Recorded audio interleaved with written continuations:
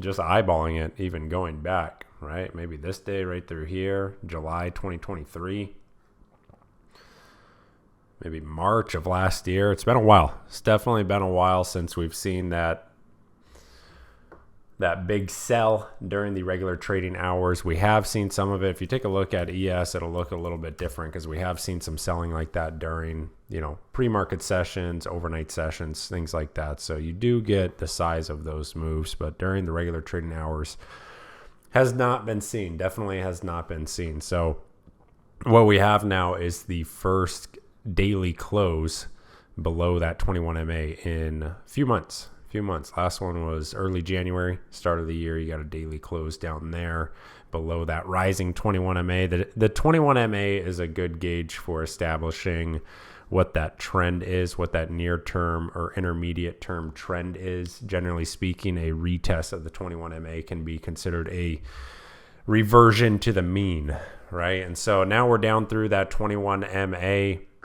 The challenge now with a trend like this is that we don't have a lot of key areas of support, right? We're just dealing with a series of higher highs and higher lows. It's not like there has been, strong pivot points previously. Like when we look at this type of action, there's going to be a lot of pivots through here or even through here. There's going to be a lot of different pivots. We don't have that currently. So it is going to definitely present some challenges from an analysis perspective. Now, what I'll definitely be looking at on ES is, let me let this chart rescale here,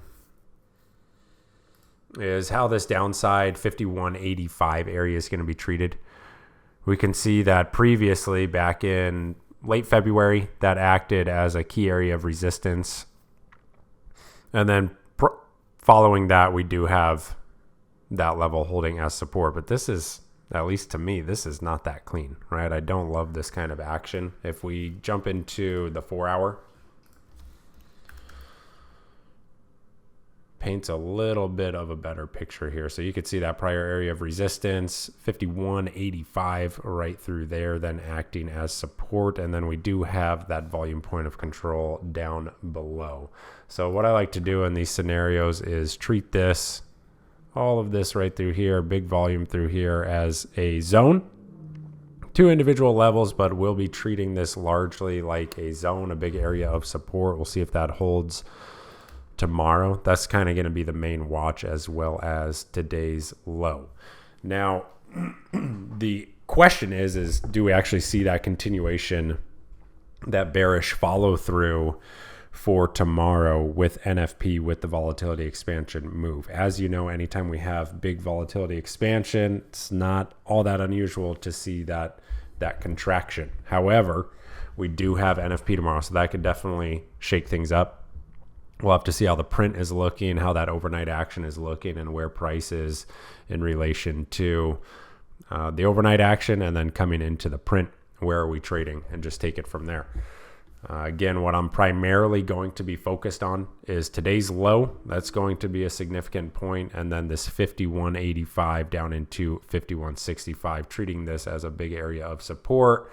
As always with these zones, what I want to see is how those higher time frames are developing. So again, not looking at like some type of 2-minute hammer or something like that. Like I want to see that bigger picture structure developing. That's going to be, on your 15-minute, on your 30-minute, maybe even on your hourly chart, that you start to see some developments in this area, structural developments. This is very similar to kind of what we talked about today, earlier this morning, when you see this type of action, this drift here, right? Drift.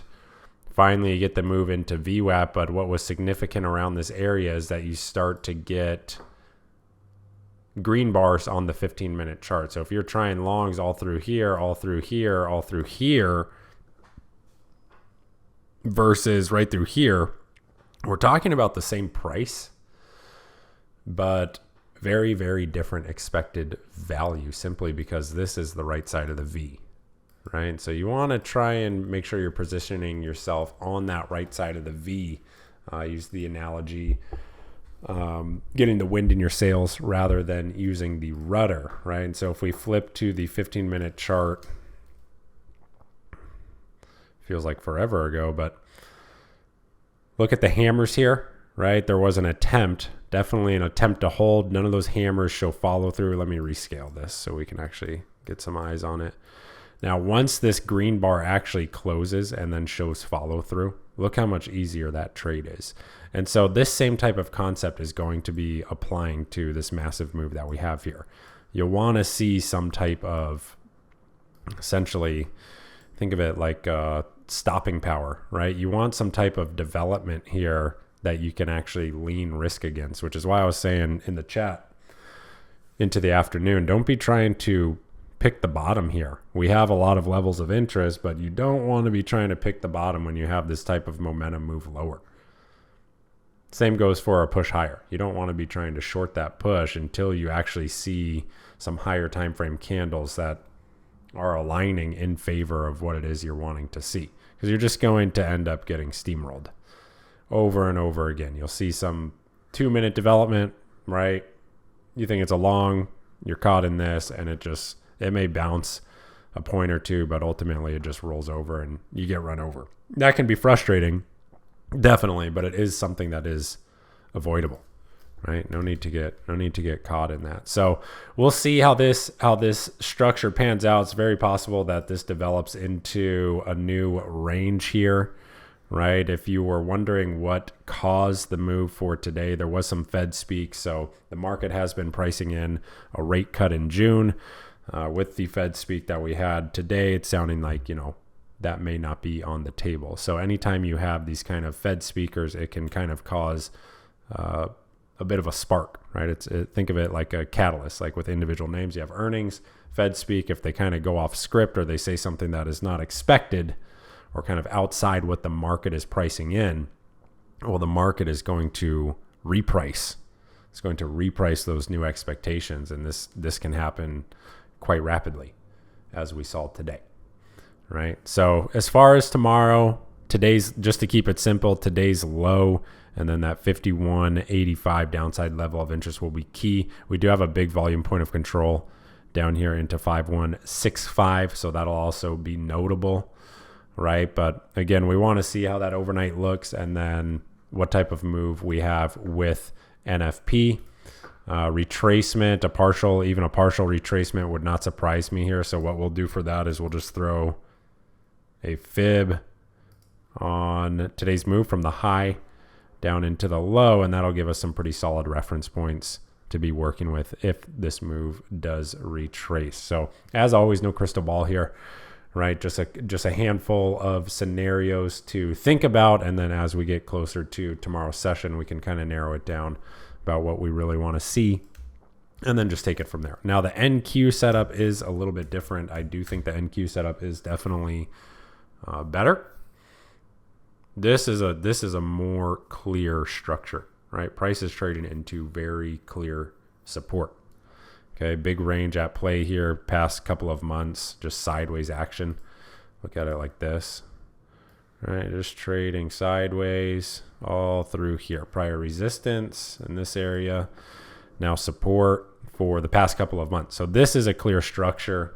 And when you contrast that with ES, kind of see the difference. ES has been in that kind of trend drift higher, right? We had talked about this a few weeks ago, where it's the type of market where price will it'll kind of inch a 52-week high and then pull back, inch a 52-week high, pull back, right? Same type of thing. We inch that 52-week high here on Monday, pull back. Now we actually have some more sellers really stepping in. So I do like the setup in NQ. I'll be focused on NQ tomorrow primarily, simply because this level is way cleaner. The 18,080 right through here, prior support, pretty straightforward. And then for the retracements, we can just do the same with the fib, but ultimately you want to see what that NFP print is looking like, because that's definitely going to be a volatility event. But NQ, straightforward. If support fails here, right, what are we looking at? Probably a move through this volume void right through here down into 18K. That's going to be a big psychological level. And then just take it from there. So taking it day by day here. Big sell-off today. ES and NQ down, what was this? 2.5% from the highs.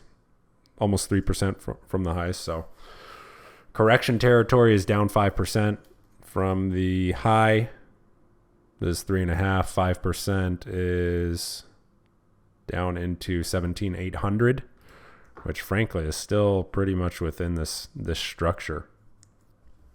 Let's have a look at the daily really quick.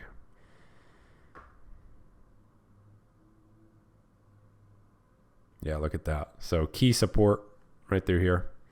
Right, we'll see how this is treated. Key support zone. Let's take a look at the weekly. Yeah, weekly just shows a range, right? This is just barcode on the weekly.